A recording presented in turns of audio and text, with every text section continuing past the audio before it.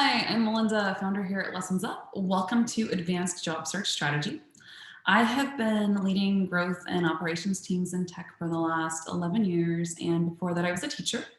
And most recently, I started our career advancement platform based on my passion for career advancement, insider knowledge of how the hiring process works, and the fact that I woke up during the pandemic along with 30 million other unemployed Americans and knew that I had answers. So we have a community of 500 career advancers. 75% of people in Job Search Bootcamp get job offers within 12 weeks. Many get them sooner. And people who don't get them in those 12 weeks usually get them in weeks 13 through 16, and it's usually because they have a job or there are other interesting factors going on in their job search. So today we're going to review some tactics for advanced job search strategy. So I'm going to go ahead and share my screen and we will dive into some fun stuff. Okay, first of all, job search is a pretty broken process right now. And if you are in the midst of your own job search, you know this. It is a process based on mass rejection, and most of us are going through this process alone, which is extremely difficult. So the first thing that we do is we say, hey, let's do this as a community. We are all programmed to do things as a community. We've been doing that since we went to school. We get to work, we work on teams, we work with other people, and now the hardest thing in our career we have to do alone. Doesn't work. So we meet once a week as a cohort, and we meet once a month with leaders from top companies. The way to get a job is to get in front of the people who can get you the job. Relationships really do equal access to opportunity. So community, and then it comes down to process. There's a goal that we're trying to achieve, and there is a process to get there. As a greater business community, we need to do a better job of giving candidates a way to actually access jobs, because rote applying does not work. So we're going to talk about the step-by-step process today. It's focused on networking, interviewing, and negotiating.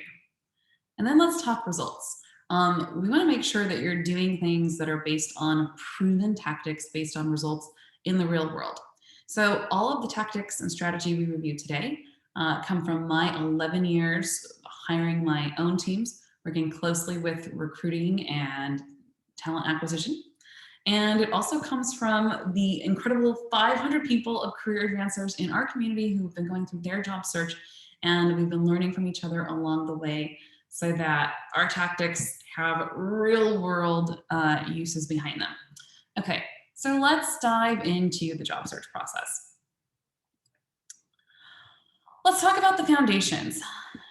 You're going to be practicing your elevator pitch every week in Job Search Bootcamp.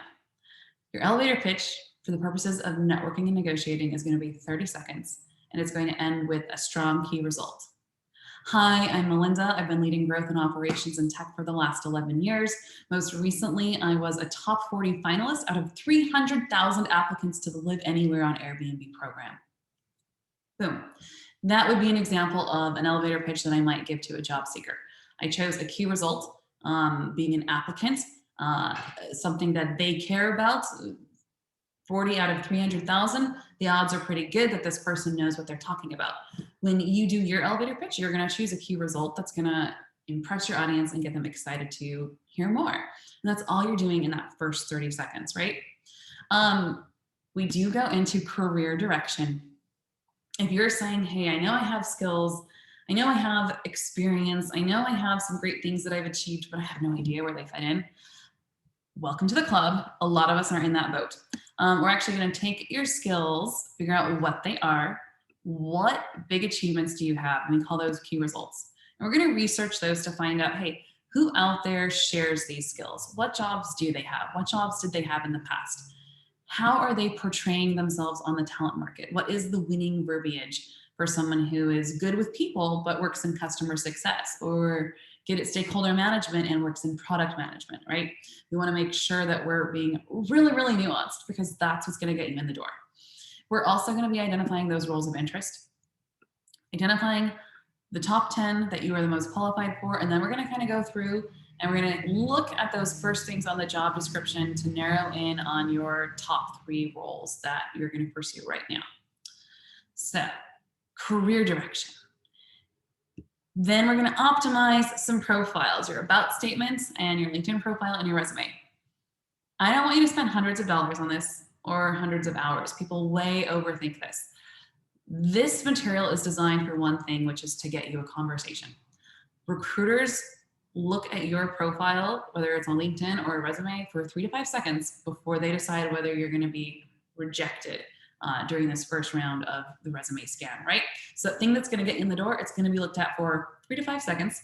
And in that 3 to 5 seconds, you get to do 3 things. First, what value do you add to an organization? Or what do you do? Second, why do you personally like to do this work? There were 20 other people that I saw today on LinkedIn who do the same thing. Why are you different? And then third, why are you qualified for this? This might be sharing your key results, that big impact that you've made at companies throughout your career.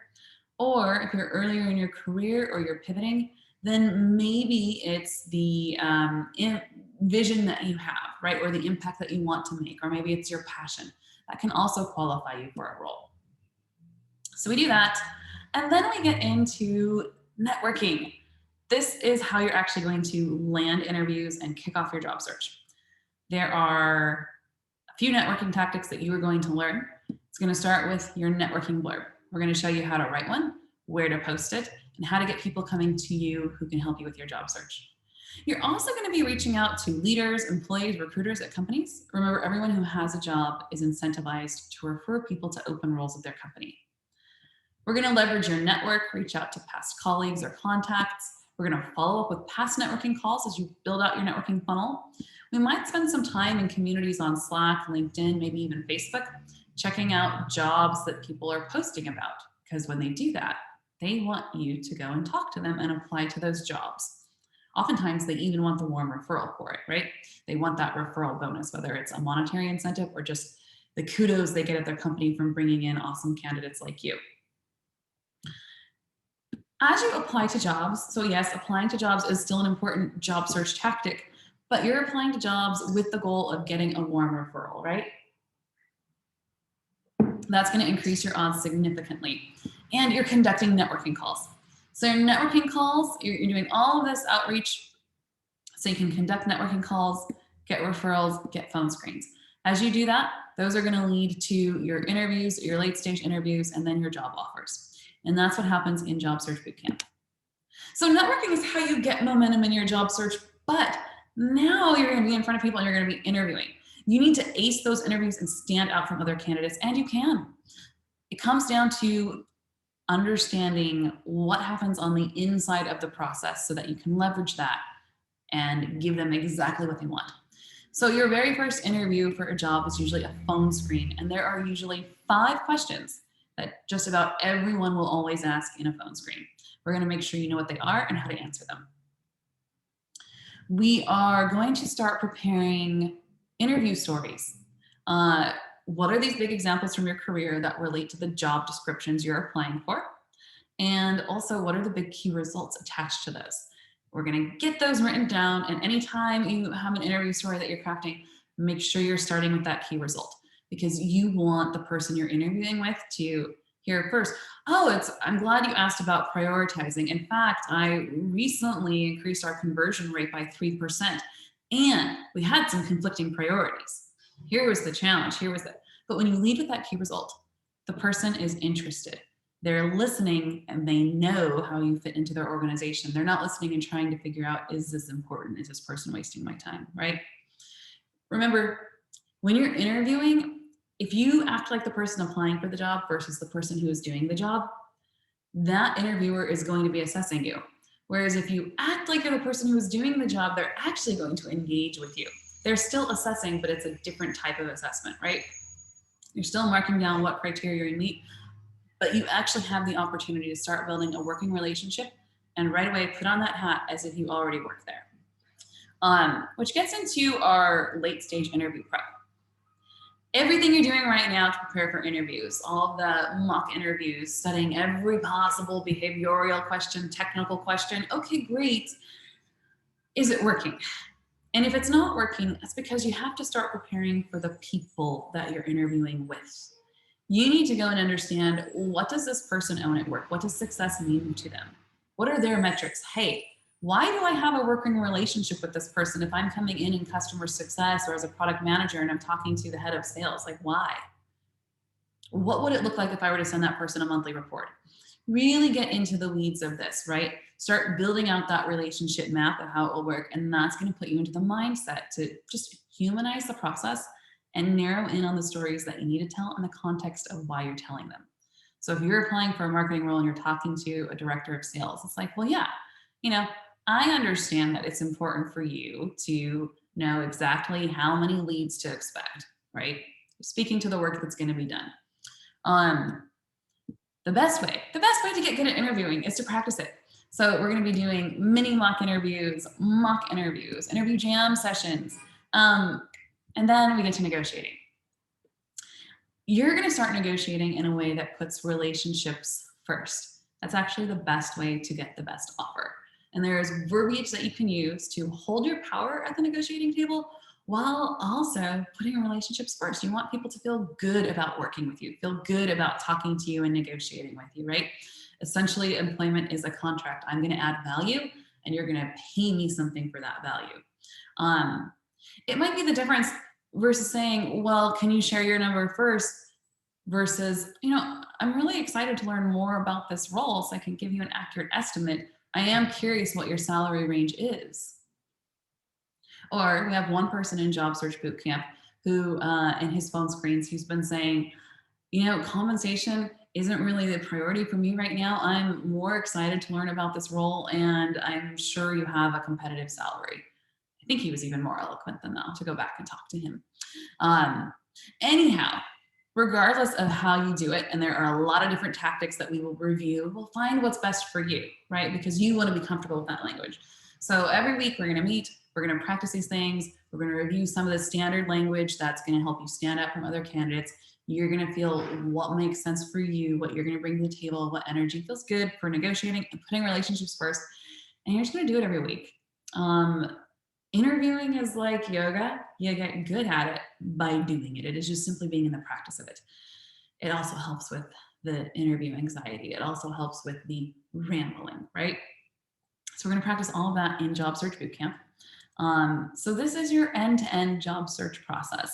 And what I want you to remember the most from this session is that networking is the key to getting momentum in your job search. You're going to be practicing these networking calls. And then relationships, you're treating everyone in the process like a human, thinking about what they care about as a human and speaking to that in your interviews. And then for interviewing and negotiating, it is just about practicing it and leveraging some of the insider knowledge and the verbiage and tactics that are proven to work the most. Super excited to share more with you. Come join us for Job Search Bootcamp. We are kicking off our next cohort. Tell you a little bit more about the logistics. Job Search Bootcamp is a 3-month program. You meet once a week for 1 hour, and every month you join our hiring manager mixers, where you meet with leaders from top companies. Again, we want to put you in front of the people who can get you the jobs. So once a week for an hour with your cohort, once a month with industry leaders. It's $150 a month for the full 3-month program. And if you're listening to this and you say, okay, great, but a once a week communal program isn't right for me at this time, we do also offer private coaching. And we also have our upskill calendar where you can just attend live events with awesome people from the industry. So please reach out if you have any questions. You have my email address, and looking forward to seeing you at our next cohort for Job Search Bootcamp.